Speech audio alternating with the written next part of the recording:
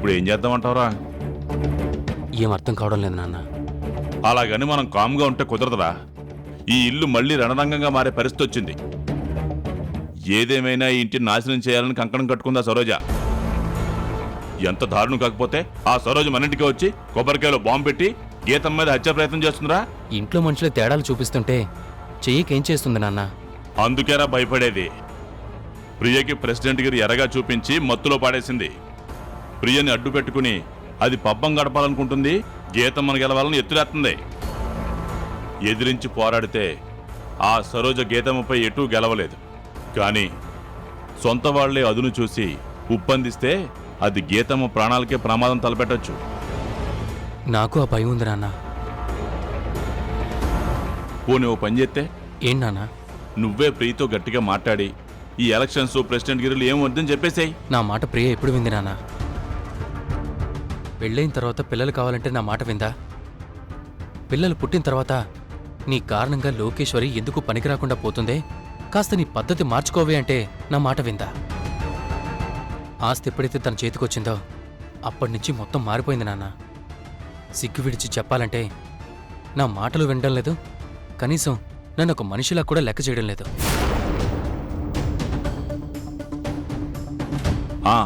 పోతే పోయింది ప్రెసిడెంట్ పదవి, కనీసం నువ్వైనా క్షేమంగా ఉంటావు, ఈసారి ఎలక్షన్స్ లో నువ్వు నిలబడద్దు అని గీతం నొప్పిస్తే వదిన ఒప్పుకోదు నాన్న. ఆ సరోజ ఈసారి నీ ప్రాణాలకు ప్రమాదం తలపెట్టైనా ఎలక్షన్స్ లో ప్రియని గెలిపించాలనుకుంటుంది.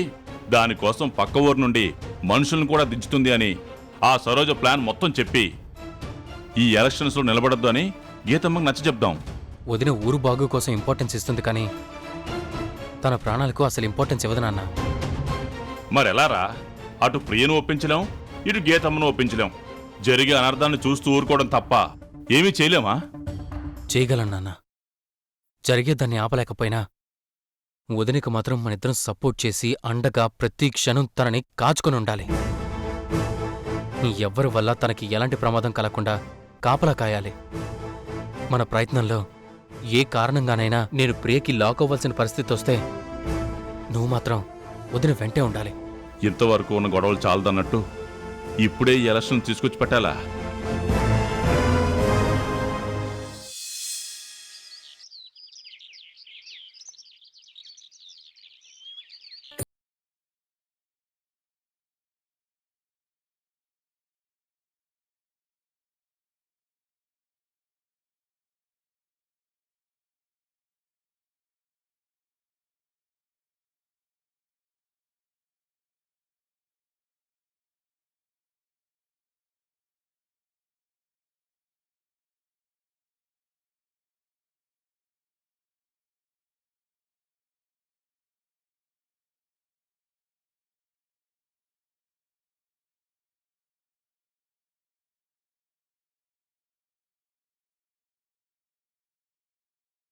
పాలు రూపాయనికి ఒక్క పిల్లని ఇక్కడ కూర్చుంటే ఏమోటది.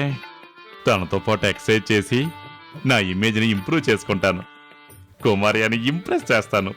ఎస్.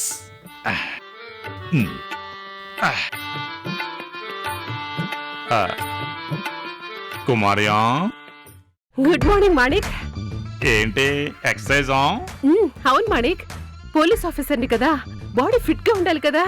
అవునవును, ఇలా ఎక్సర్సైజ్ చేస్తే బాడీ ఫిట్ గా ఉంటుంది. ఇదిగో, నా బాడీ ఇలా ఫిట్ గా ఉండడానికి కారణం నేను ఒకప్పుడు చేసిన ఎక్సర్సైజ్లే. ఏంటి, నువ్వు ఎక్సర్సైజులు చేస్తావా? నేనెప్పుడు చూడలేదే. అఫ్ కోర్స్, అంటే వన్స్ అపాన్ టైం చేసేవాడిని. ఈ మధ్య గ్యాప్ వచ్చి రియల్లీ?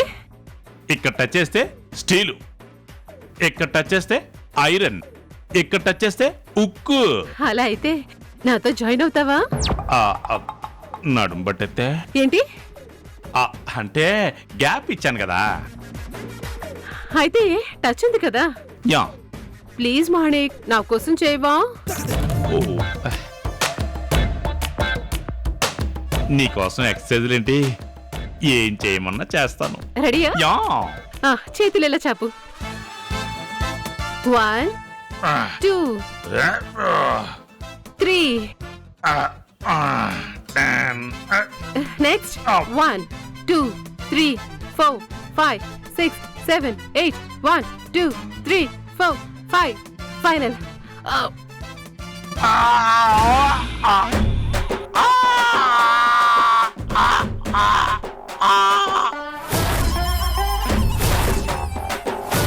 మాణిక్, మాణిక్, ఏమైంది మాణిక్? ఏం అవడం ఏంటి? నీ అమ్మ కొడుకు మాడ నడుము పట్టేసింది. నడు పట్టేయడం ఏంటి? ఎక్కడ టచ్ చేసినా ఉక్కు అన్నావు. అక్కడ తప్పంత ఉక్కే. కాదు, అంత తుక్కే. నువ్వేదో ఫిట్ గా ఉండాలని జాయిన్ అవ్వమన్నాను. చెప్పొచ్చు కదా, ఏజ్కి తగ్గట్టుగా ఉండాలి మాణిక్. అసలు నడుము పోయి నేను ఎడుతుంటే ఏజ్ అనే నరాలు తెగిపోయే మాటలు మాట్లాడుకో. ముందు నన్ను లేపో. అమ్మా అమ్మా అమ్మా అమ్మా.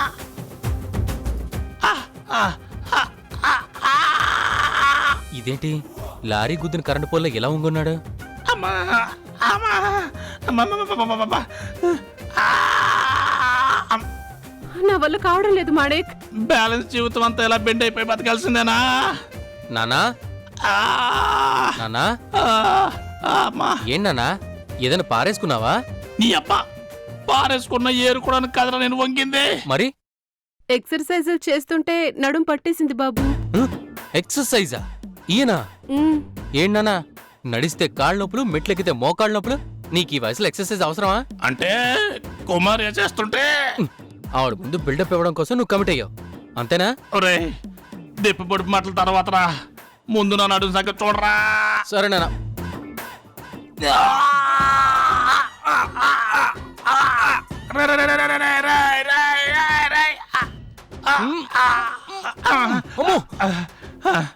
ఇక నా వల్ల కావట్లేదు. లాభం లేదు కుమారి గారు. అంటే లైఫ్ లాంగ్ ఇలా వంగిపోయి ఉండాల్సిందేనా? అంతేగా మరి. కింగులో ఉంటే నా మాణిక్, బొంగులో ఇలా వంగుంటే నేను చూడలేను బాబు. ఇద్దరం కలిసి ట్రై చేద్దామా? సరేలేండి, నేను కాళ్ళు పట్టుకుంటా, మీరు చేతులు పట్టుకు లాగండి. ఎత్తి బయట చేస్తారా?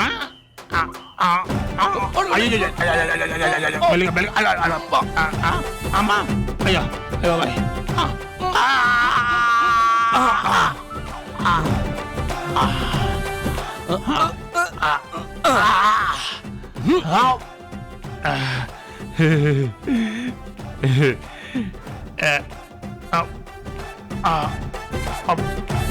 అమ్మయ్యా, ఇప్పుడు ఎలా ఉంది మాణిక్? ఎలా ఉంది చెప్పడానికి వీలు లేకుండా ఉంది. అబ్బా అబ్బా చుక్కలు కనపడుతున్నాయి. ఇదిగో, ఇక నుంచైనా ఇలాంటి బిల్డప్లు మానేసి కొంచెం కుదురుగా ఉండు. వెళ్ళు మాణిక్, ఈ రోజు నుంచి కొంచెం హెల్తీ ఫుడ్ మెయింటైన్ చేయి. ఇలా అయితే కష్టం.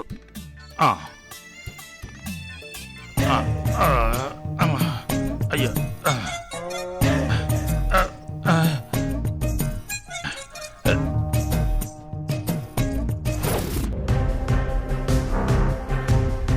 గుండమ్మా, ఏంటి ఇంకా రెడీ అవ్వకుండా పుస్తకాలు ముందేసుకుని కూర్చున్నావు? వెళ్ళి రెడీ అవ్వు. ఈ ఒక్క క్వశ్చన్కి ఆన్సర్ రాసుకుని వెళ్తానమ్మా. ఏమండి, కాఫీ. ఏమండి, మిమ్మల్ని కాఫీ తీసుకోండి. అక్కర్లేదు. అదేంటి, ఉదయం లేవగానే బెడ్ కూడా దిగకుండా కాఫీ అని అరుస్తారు? అలాంటిది ఇప్పుడు ఇస్తున్నా వద్దంటున్నారు? నా ఇష్టం. ఏంటండి మీరు? అలకలు చాలు గాని తీసుకోండి. ఏయ్, వద్దని చెప్తుంటే అర్థం కదా? ఏమైంది మీకు? ఎందుకంత కోపం? నీకు సమాధానం చెప్పాల్సిన అవసరం నాకు లేదు. ఎందుకు చెప్పరు? కారణం ఏంటో తెలియాలి కదా. నా మాటకు నువ్వు విలువ ఇవ్వనప్పుడు నీ మాట నేను ఎందుకు వినాలి? నిన్నటి నుంచి చూస్తున్నాను. నా మాటకు విలువ ఇవ్వడం లేదు, నా మాటకు విలువ ఇవ్వడం లేదు అంటున్నారు. ఎప్పుడు మీ మాటకు విలువ ఇవ్వలేదు? ఎప్పుడిచ్చావే? ఎప్పుడు నా మాటకు విలువ ఇచ్చావు? పిల్లల ముందు ఎందుకు ఇప్పుడు గొడవ? తర్వాత మాట్లాడదాం. కాఫీ తీసుకోండి. లేదు, ఇప్పుడే మాట్లాడాలి. ఎప్పుడు మీ మాటకు విలువ ఇవ్వలేదు అని అడిగావు కదా, ఎప్పుడు చెప్పు. మన పెళ్ళైనప్పటి నుంచి నేను ఏం చెప్పినా దానికి రివర్స్గా చేసుకుంటూనే వచ్చావు. ఎలక్షన్స్లో మా అమ్మతో పోటీ పడొద్దు అన్నాను, విన్నావా? ఈ పల్లెటూళ్ళలో వద్దు, సిటీకి పోదామా అన్నాను, విన్నావా? ఇప్పుడు మళ్ళీ ఎలక్షన్స్లో ప్రియకి పోటీగా నిలబడొద్దు అన్నాను, విన్నావా? మాట్లాడవే, చెప్పు. ఎలక్షన్స్లో నిలబడే విషయంలో నా నిర్ణయాన్ని ఆల్రెడీ మీకు చెప్పాను. నాకు ఇష్టం లేని పని చేయమని ఎందుకు నన్ను ఫోర్స్ చేస్తున్నారు? అయితే నీ నిర్ణయాన్ని మార్చుకోవా? చెప్పాను కదా. మరి నీ మాట నేను ఎందుకు వినాలి? అసలు నీతో ఎందుకు ఉండాలి? చిన్నపిల్లాళ్ళ అర్థం లేకుండా వాదించకండి. నేను ఎలక్షన్స్లో పోటీ చేయడానికి మీరు నాతో ఉండను అనడానికి సంబంధం ఏంటి? అవును, విలువివ్వని మనుషులతో ఎవరు కలిసి ఉంటారో. నేనేమైనా నా స్వార్థం కోసం ఎలక్షన్స్లో నిలబడుతున్నానా? ప్రియ మీద పంతంతో నిలబడుతున్నానా? ఊరి మంచి కోసం అని చెప్తుంటే అర్థం కదా? ఏంటే ఊరు? తొక్కలో ఊరు నాకంటే ఎక్కువ.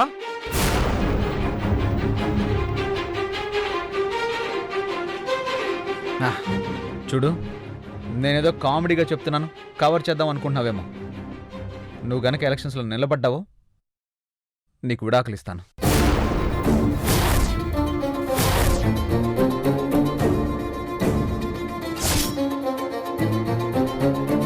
అప్పుడు ఏ దిక్కు మొక్కు లేక రోడ్ను పడతావు.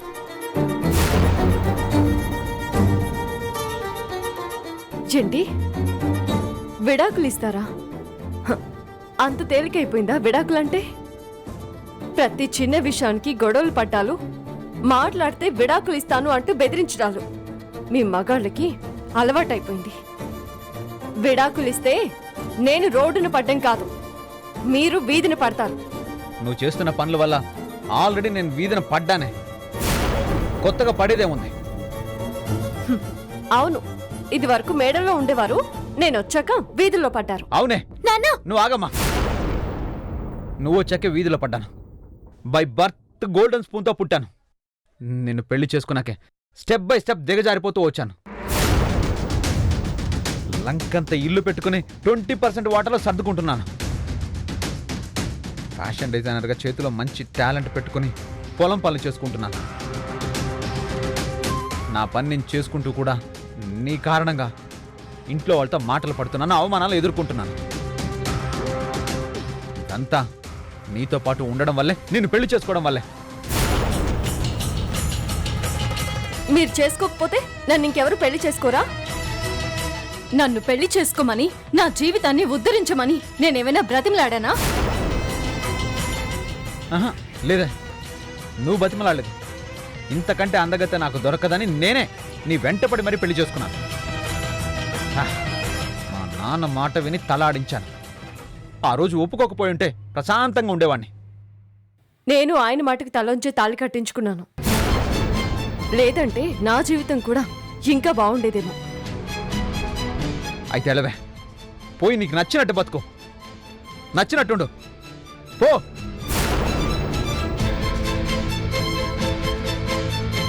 అనవసరంగా గొడవని పెద్ద చేయకండి. గొడవ పడుతుంది నువ్వు, నేనంటే లెక్క లేకుండా మాట్లాడుతుంది నువ్వు. అది మీ ప్రవర్తనని బట్టి ఉంటుంది, మీ మాటని బట్టి ఉంటుంది. నోటికి ఏదొస్తే అది మాట్లాడడం, అడ్డంగా వాదించడం, అదే కరెక్ట్ అనుకోవడం. అవతలి వాళ్ళు ఎందుకు చెప్తున్నారు అన్న ఆలోచన కూడా ఉండదు. చదువుకున్న సంస్కారం ఏ గంగలో పోసారో కూడా అర్థం కావడం లేదు. ఏమన్నావే?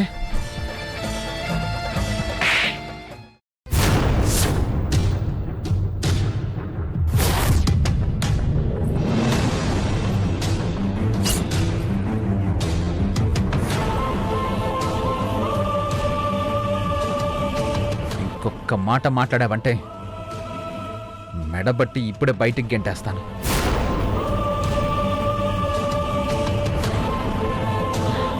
నీ భర్తగా చెప్తున్నాను, ఈ ఎలక్షన్స్లో నువ్వు పోటీ చేయకూడదు. నా మాట కాదని చేశావో విడాకులే. గుర్తుంచుకో.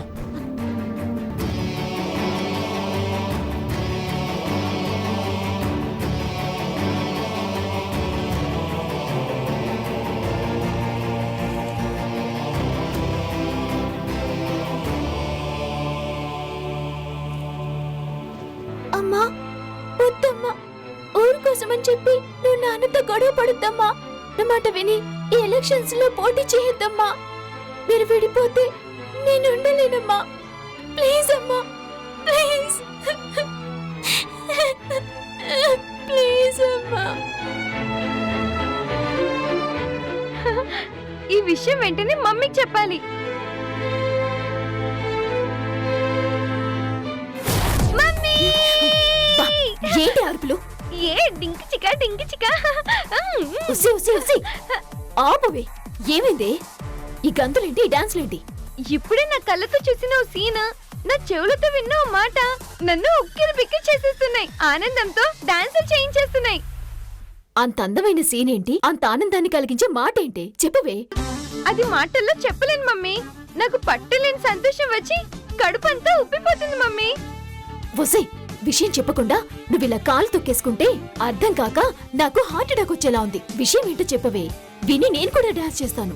చెప్తాను మమ్మీ, కానీ అది చెప్పడానికి మాటలు సరిపోవు. అయితే సింబాలిక్ గా చెప్పవే, నేను క్యాచ్ చేస్తాను. అవునా? ఆ, మ్. ఒసే, తిరిగిపోయి ఏడుస్తున్నావా? చిన్న మెదడు చితికిపోయిందా? నన్ను కొట్టావంటే? నిన్ను కొట్టడం కాదమ్మా, ఆ రాము గీతని ఇలాగే లాగి పెట్టి ఒకటి ఇచ్చాడు. ఏంటి? రామ్ గీతని కొట్టాడా? మామూలుగా కొట్టడమా, లాగి పెట్టి కొడితే ఆ గీత గూబ గుయ్యమంది. గుండమ్మ కళ్ళలో నీళ్లు తిరిగాయి. ఆ సీన్ చూసి నేను డాన్స్ చేశాను. ఎంత శుభార్త చెప్పావే, అయితే డాన్స్ చేయాల్సిందే. ఆ, ఆ, అవును, ఇంకేం చేశాడే? గీతకి డైవర్స్ కూడా ఇచ్చేస్తానన్నాడు. అమ్మో, డివోర్సే? మ్మ్. ఏంటి గుడ్ న్యూస్ల మీద గుడ్ న్యూస్లు చెప్తున్నావు? నువ్వు చెప్తుంది నిజమేనా? నీతో అబద్ధం ఎందుకు చెప్తాను మమ్మీ? ఇంతకీ వాళ్ళ మధ్య గొడవ జరగడానికి ఏంటి రీజన్? ఆ గీత ఎలక్షన్స్ లో నిలబడతానంటే రాము వద్దన్నాడు. రాము మాట గీత కాదంది.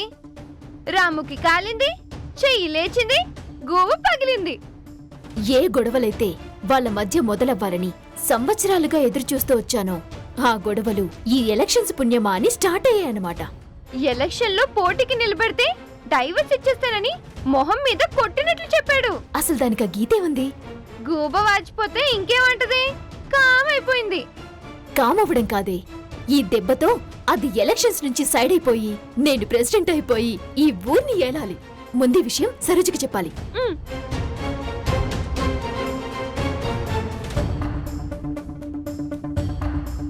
హలో సరోజ గారు. నేనే నీకు ఫోన్ చేద్దాం అనుకుంటున్నాను ప్రియా. ఈలోగా నువ్వే ఫోన్ చేసావు. మీరెందుకు ఫోన్ చేయాలనుకున్నారో నాకు తెలియదు గాని నేను మాత్రం ఒక శుభవార్త చెప్పడానికి కాల్ చేశాను. శుభవార్త ఏంటది? ఎలక్షన్స్ లో పోటీకి నిలబడితే డివోర్స్ ఇచ్చేస్తానని రామ్ ఇప్పుడే గీతను కొట్టాడంట.